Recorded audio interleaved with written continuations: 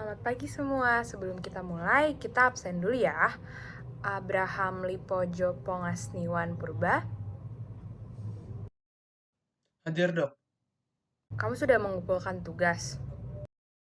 Sudah, Dok. Coba saya cek dulu ya. Baik, terima kasih Abraham. Selanjutnya, Syakirah Amalia. Saya Syakira Amalia hadir, Dok. Kamu sudah mengumpulkan tugas. Ya, Dok. Baik, terima kasih Amalia. Selanjutnya, Fasmara Nasya Arianti. Hadir, Dok. Kamu sudah mengumpulkan tugas? Sudah, Dok. Baik, terima kasih Nasya. Selanjutnya, Lydia Parsa Hapsari. Hadir, Dok. Sudah mengumpulkan tugas? Sudah, Dok. Baik, terima kasih Lydia. Selanjutnya, Filza Akila Zainab. Hadir, Dok. Loh, kenapa kamu baru join ya? Maaf, Dok, saya kesiangan. Ini peringatan terakhir ya. Kamu sudah 3 kali terlambat di kelas saya. Jika terlambat lagi, kamu tidak ikut kelas saya sampai akhir semester. Baik, Dok. Kamu sudah mengumpulkan tugas? Sudah, Dok. Coba saya cek dulu ya.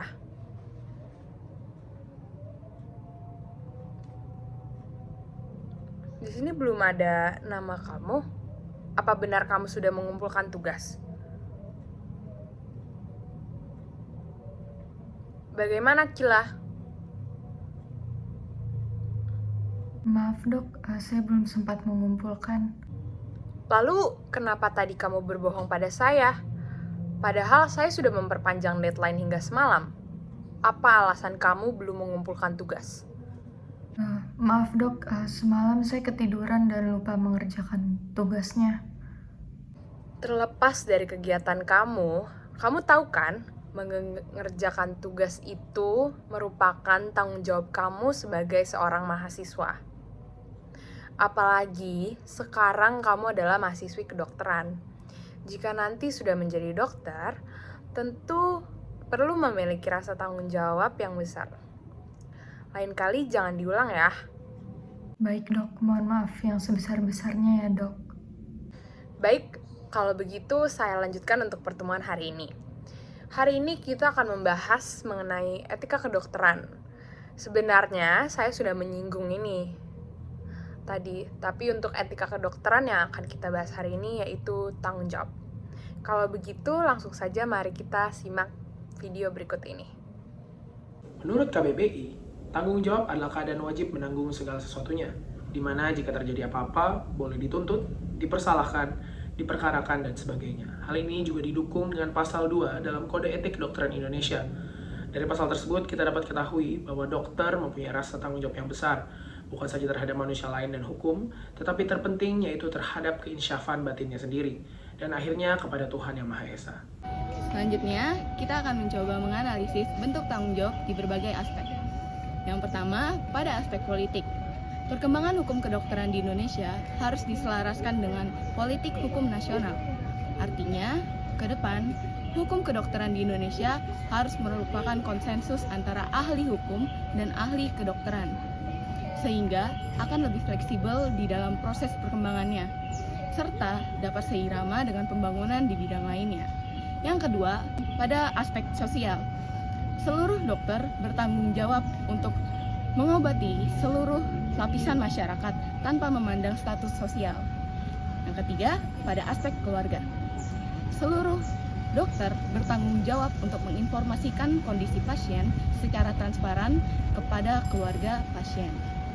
Berikut adalah contoh peristiwa di mana kita bisa mengimplementasikan tindakan tanggung jawab sebagai seorang dokter. Pada masa awal pandemi COVID, seluruh dokter di Indonesia tetap menjalani kewajiban mereka sebagai tenaga kesehatan. Mengingat kasus pada saat itu sangat tinggi, dengan jumlah penderita yang semakin meningkat, dan vaksin yang belum berhasil ditemukan, mereka semua mengesampingkan resiko itu dan tetap menjalani kewajiban mereka sebagai tanggung jawab.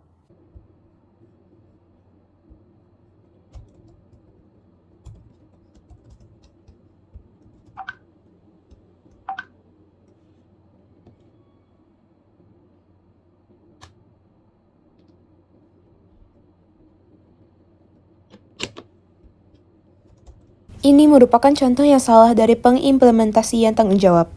Seharusnya, sebagai garda terdepan dalam dunia medis, seorang dokter harus selalu melaksanakan tanggung jawabnya seperti dalam foto-foto berikut. Pasti di beberapa waktu akan ada peristiwa di mana tenaga medis dibutuhkan untuk memenuhi panggilan darurat. Dalam kondisi tersebut, dari kegiatan yang semua mereka lakukan pada saat itu, semua dokter harus selalu siap siaga menuju ke rumah sakit untuk menerima panggilan darurat.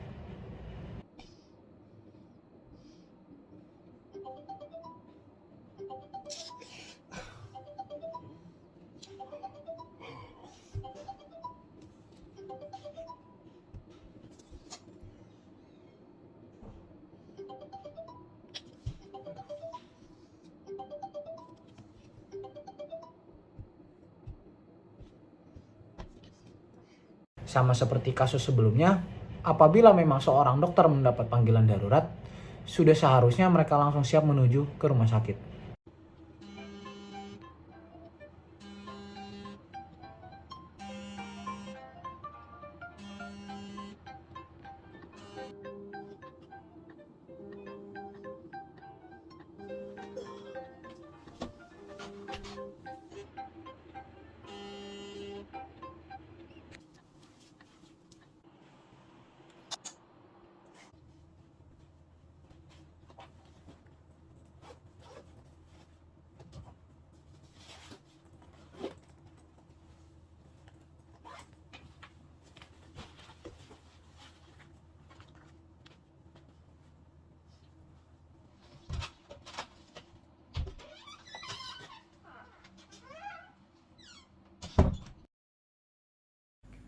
Apabila terdapat dokter yang terbukti telah melakukan pelanggaran kode etik kedokteran Indonesia dapat bersifat murni pembinaan, penginsafan tanpa pemberhentian keanggotaan, penginsafan dengan pemberhentian keanggotaan, pemberhentian keanggotaan tetap.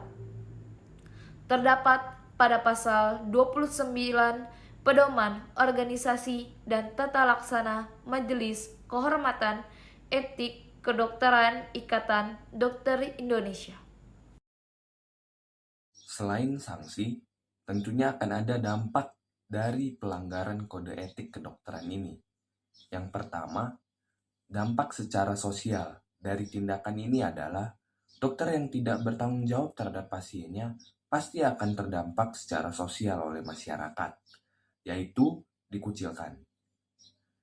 Yang kedua, sedangkan dampak secara hukum adalah dokter yang tidak bertanggung jawab terhadap tindakannya bisa terkena sanksi pidana akibat malpraktik medis.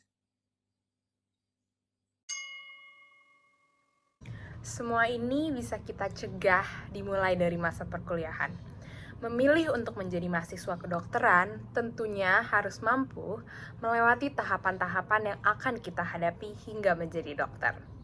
Tanggung jawab pun mulai terlatih melalui hal-hal tersebut. Jika kita menjalaninya dengan maksimal dan juga sungguh-sungguh, tentu akan meminimalisir hal tersebut terjadi di kemudian hari. Baik, kalau begitu sebelum pertemuan ini berakhir, apakah kalian ada pertanyaan? Tidak ada, Dok. Tidak ada, Dok. Tidak ada, Dok. Tidak ada, Dok. Tidak ada, Dok. Baik, kalau begitu sekian untuk pertemuan kita hari ini. Nah, tolong dibuat resume dari pertemuan kita hari ini dan kalian akan mengumpulkannya melalui PJ ya. Saya tunggu dan terima kasih.